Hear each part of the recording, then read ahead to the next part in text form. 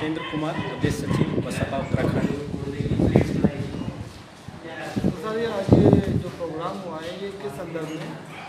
आज बाबा साहब डॉक्टर भीमराव अंबेडकर जी का 130वां जन्मदिन ये ग्राम बम्बाड़ी में मनाया गया और बाबा साहब के विचारों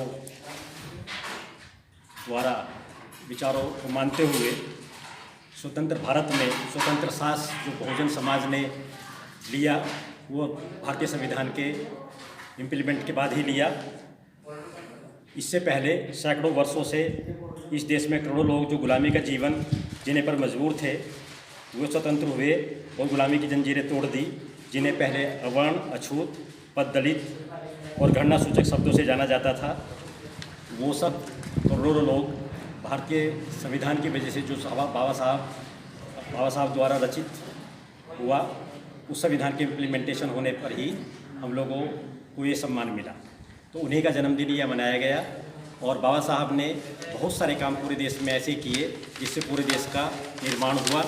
उदाहरण के तौर पर हिंदू कोड बिल के तहत महिलाओं को शिक्षा का अधिकार मिला, महिलाओं को नौकरी का अधिकार मिला, महिलाओं को पैतृक संपत्ति में अधिकार मिला और बाबा साहब के द्वारा ही 1935 में आरबीआई की स्थापना, एक पेपर उन्होंने पब्लिश किया जो problem of rupees, value of rupees पे जो उनका पेपर पब्लिश हुआ उसी के आधार पे आरबीआई की स्थापना हुई।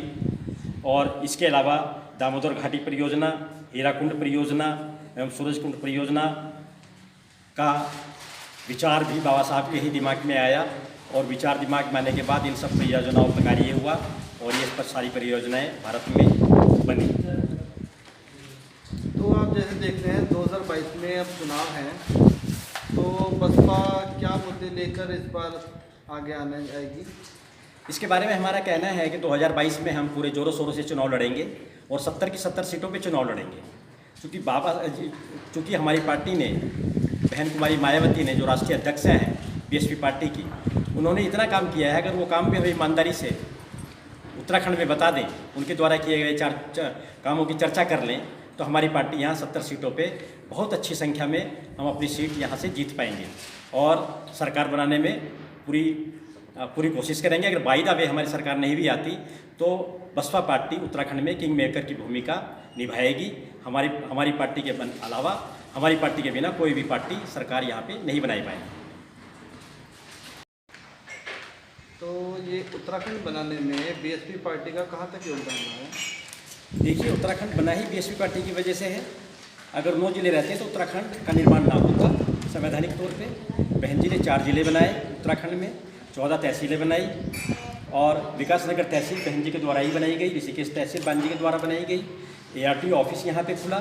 जो लोग यहाँ पहले मुकदमे के लिए और RTO से संबंधित कार्यों के लिए देहरादून जाते थे और अपने मुकदमों को जाने के लिए यहाँ बरसात में पानी भर जाता था सड़कों पे, प्रॉपर ढंग से अपने मुकदमे अटेंड नहीं कर पाते थे, ये SDM कोर्ट बनने से और ARTO ऑफिस बनने से लोगों का जीवन बहुत आसान हो गया यहाँ पे।